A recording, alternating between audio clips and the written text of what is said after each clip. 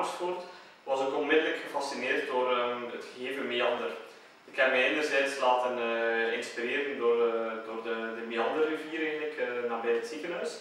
En die als het ware enorme kronkel is voor mij eigenlijk de inspiratie geweest om een sculptuur te bedenken. Ik heb een sculptuur Luus bedacht van ongeveer 7 meter hoog. En een sculptuur is als het ware verschillende meanderkronkels die elkaar vinden in een soort bijna hoogtepunt. Maar tegelijkertijd is het ook een dynamisch gegeven.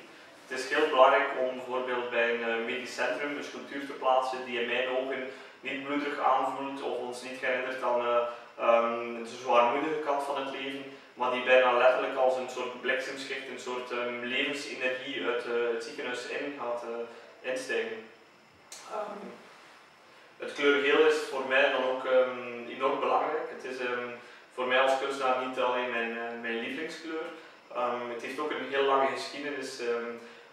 Toen mijn mama mij vertelde dat men kleding ging gaan kopen als kleine kleuter, dan wist men al, ja, we moeten enkel maar iets geel tonen, want iets anders krijgen we toch niet verkocht aan die kleuter. Om dan eigenlijk in een leeftijd van 12 jaar was ik echt het beschaamde jongetje achteraan in de klas. Om uiteindelijk dan terecht te komen op mijn 15e in een kunstonderwijs, waar we verplicht waren een donkerblauw uniform te dragen. Ik vond het zo tegendraads les te krijgen over kleurenleer, maar tegelijkertijd in dat donkerblauw uniform te moeten rondlopen. Om dan natuurlijk in mijn 18 naar de kunstacademie in Gent te gaan, waar ik ben begonnen met gele schoenen, gele sokken, gele trui, gele broek, gele jas, gele gsm, gele fiets. Maar intussen heb ik het vooral aan mijn sculptuur overgelaten. Maar stel u ook voor, het Luus-sculptuur doet dat in het rood en zeker in de connotatie van een medisch centrum, dan krijg je echt iets heel bloederig. Doe het in het groen en het werkt niet tegenover het gras, doe het in het blauw en het werkt niet tegenover de hemel. Dus het kleurgeel is letterlijk bijna het optimisme, de zon van Zuid-Frankrijk in ons soms grauwe land gaan terug binnenbrengen. En ik hoop ook dat het de vele bezoekers en de vele patiënten even van hun dagelijkse sleur of hun pijn kan weghelpen en hun even laat wegdromen naar een andere wereld, een ander universum. Hallo, ik ben Nick Ervink, ik ben een Belgische beeldende kunstenaar.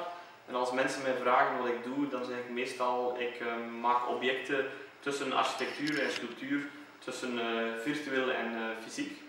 Ik heb mijn studio gebaseerd in Lichtervelde, dat is een klein dorpje op een kleine 30 minuten van Brugge.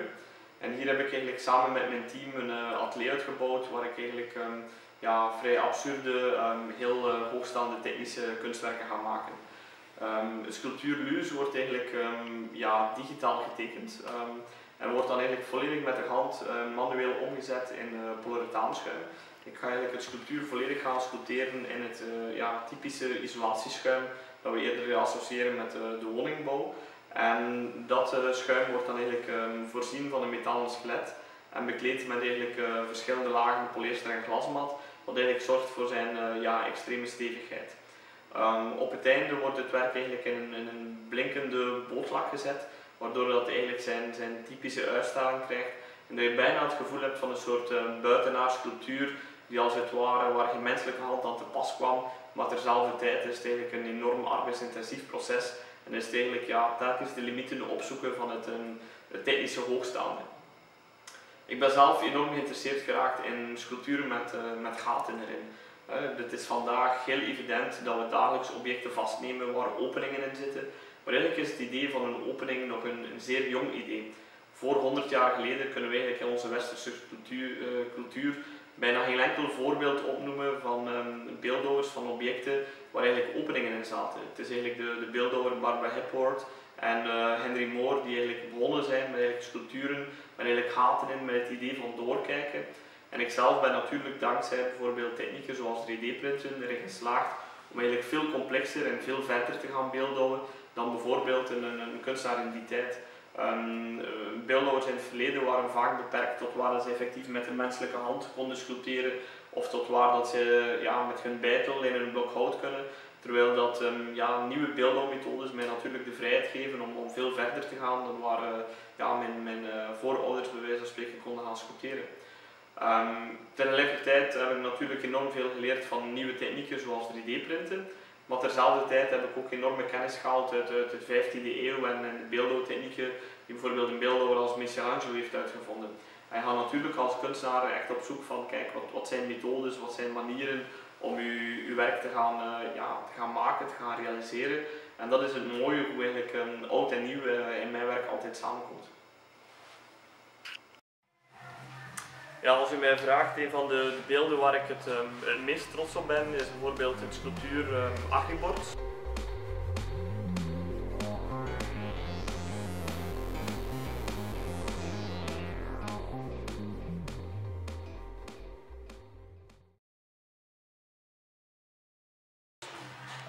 Agribord is eigenlijk een sculptuur volledig bedacht uit ingewanden, uit organen, uit bloedvaten.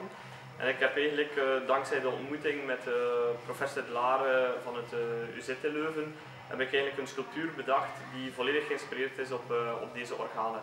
Bijvoorbeeld de buisjes van de longen worden plotseling de hanenkam, je ziet duidelijk een strottenhoofd. De ruggenwervel zit niet in de rug, maar zit eigenlijk volledig van de hanenkam over in de nek. En het sculptuur is eigenlijk voor het eerst gepresenteerd als een tweedimensionele tekening van 7 meter bij 8 meter in het Museum IM in Leuven. En het heeft mij uiteindelijk bijna 2 jaar gekost om dit sculptuur ook fysiek te kunnen realiseren. Het sculptuur is eigenlijk amper 60 centimeter hoog met allemaal adertjes en venen die bijna 2-3 mm zijn. En het leuke is dat het sculptuur ook succesvol wordt ontvangen en in bijna al 10 landen is geëxposeerd. Het was afgelopen zomer onder andere te zien in de tentoonstelling Formidabel in Beelden aan Zee bij Scheveningen.